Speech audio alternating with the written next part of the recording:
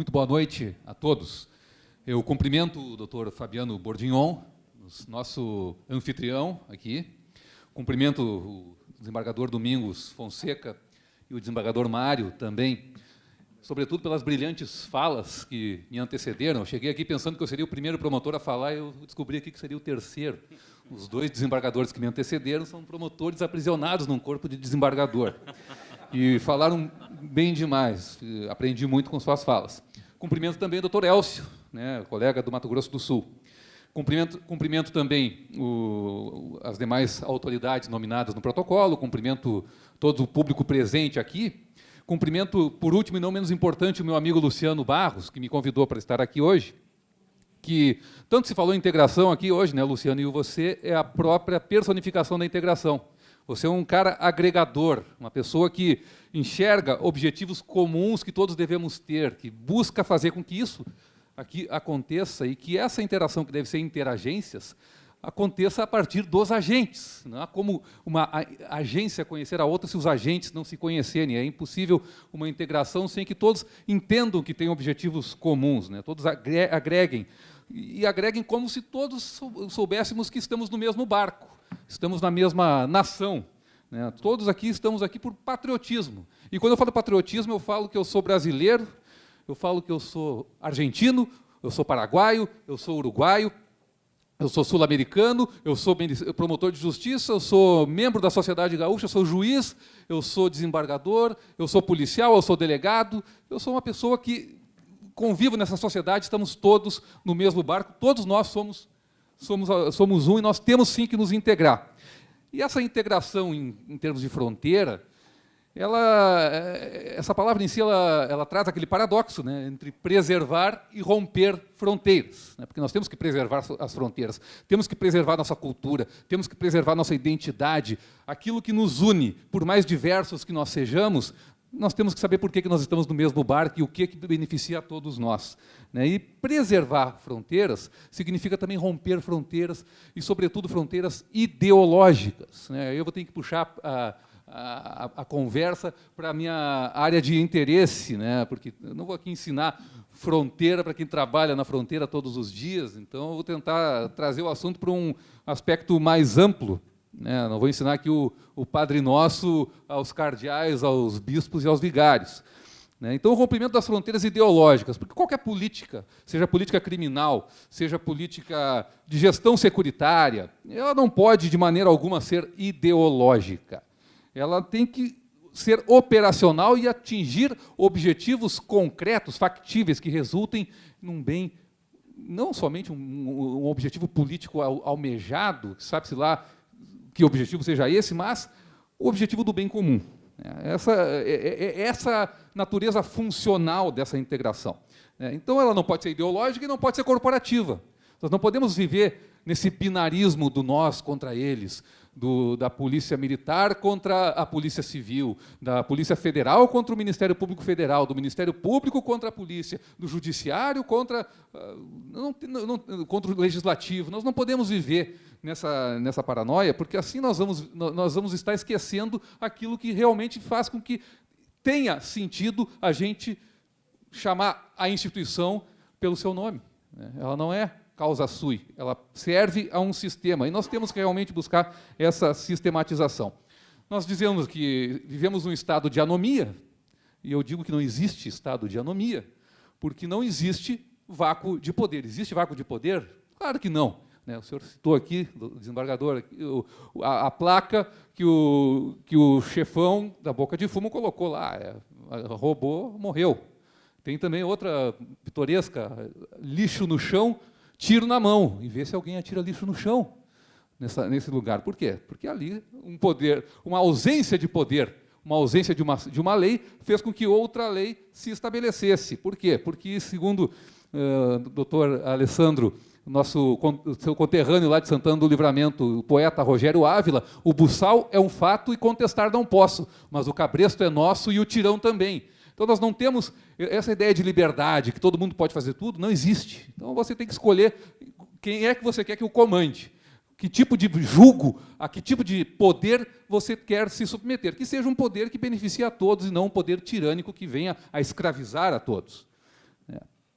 Então, o crime ele é organizado, ao passo que a lei formal, porque o crime também tem lei, a lei formal ela é atomizada. Ela não tem os mesmos instrumentos. É uma guerra assimétrica, é uma guerra desigual que coloca em grande posição de vantagem aquele que está atuando ao arrepio da lei formal, porque na sua lei própria ele pode absolutamente tudo. Os tribunais do crime, os micro-ondas das favelas estão aí para nos comprovar isso mesmo. Então, é a partir dali que nós temos uma necessidade de buscar equiparar, em termos de instrumentos, essa guerra assimétrica. Até porque mas a economia tem que funcionar. Claro, nós temos que visualizar uma economia que funcione, mas uma economia que promove um incentivo para que as pessoas vão para a criminalidade, porque não vale a pena atuar licitamente, ela está fomentando mercados ilícitos contra os mercados lícitos que deveriam prosperar. Nós não temos aí um verdadeiro capitalismo, e sim nós temos uma ditadura do vale tudo para obter dinheiro, que beneficia uma camada que se diz marginalizada e outra que está integrada na sociedade, e muitas vezes dentro de um sistema financeiro que se beneficia dessa falta de regramento, mas que acaba prejudicando toda a sociedade. Então, o crime organizado, o criminoso sendo visto ideologicamente como um coitadinho, como uma vítima da sociedade, como alguém que é um dissidente, né? E aí o dissidente dworkiniano, né? Aquele que é o herói, né? Aquele que tem a primazia de cometer a ilegalidade, porque já que ele está à margem da lei, ele é um oprimido, ele pode tudo por conta disso, ele acaba se tornando um herói da revolução. Isso é o que está nos levando para uma bandidocracia. Nós estamos nos transformando, nos rendendo a um estado de coisas por não aplicar, por não perseguir os criminosos adequadamente, nós estamos nos rendendo a um estado de coisas que está fazendo com que essa liberdade toda que a gente apregou, essa apologia à liberdade total, nos escravize dentro de um regime mafioso, né? Então, por isso que nós chegamos no homicídio. Homicídio hoje, nós temos 64 mil homicídios quase no Brasil no ano de 2017, eu acho que esse número deve ser bem maior. Esse número não está aquém da realidade. Porque o homicídio hoje se tornou não só um crime contra a vida, mas um crime híbrido, né? Nós temos o homicídio como estratégia de gestão de negócios, né? E isso não apenas dentro da criminalidade subterrânea, mas nas altas escalas, nas altas esferas. O homicídio é usado como método de obtenção de poder e isso é simbolizado pelo atentado que sofreu um candidato a presidente da República, né? Um atentado justamente pelo fato dele ser o líder nas pesquisas e alguém querer eliminar a possibilidade dessa pessoa ascender ao poder, se assim fosse a vontade popular. Então, nós estamos dentro desse dilema. Nós não punimos, porque ideologicamente o sistema de justiça criminal ele é injusto, ele é irracional. Só que nós, ao deixar de punir, nós criamos essa aparente anomia que vai resultar em alguém vai ocupar esse poder. Então, nós estamos nesse dilema. Ou nós enfrentamos isso e pagamos o preço de enfrentar isso tardiamente, né? E aí nós temos que saber nos organizar, e aí todo mundo que falou muito bem a respeito de como conseguir isso, ou nós vamos nos render aos bandidos que vão nos governar e vão mandar na gente e vão nos matar, no final das contas, né? E aí a gente vive aquela situação em que se normaliza o crime, se entende tudo como normal, né? E dias atrás, um juiz de direito passou a ser ameaçado lá em Porto Alegre por uma facção criminosa, né? E muitos disseram que isso era normal. O sujeito tem que andar escoltado, ameaçado, preso dentro de casa.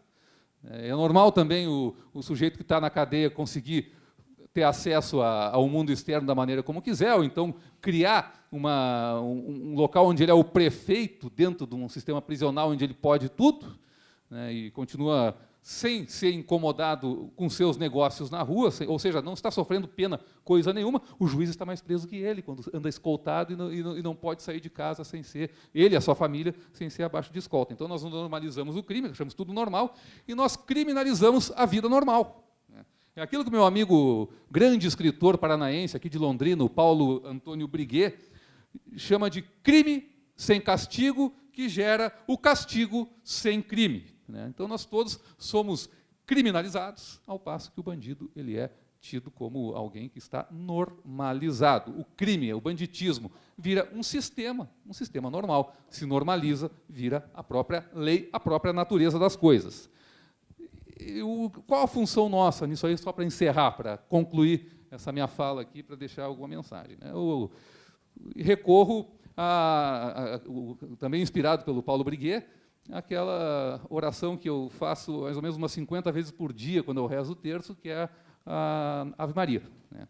E aquele trecho específico que fala agora e na hora da nossa morte, né?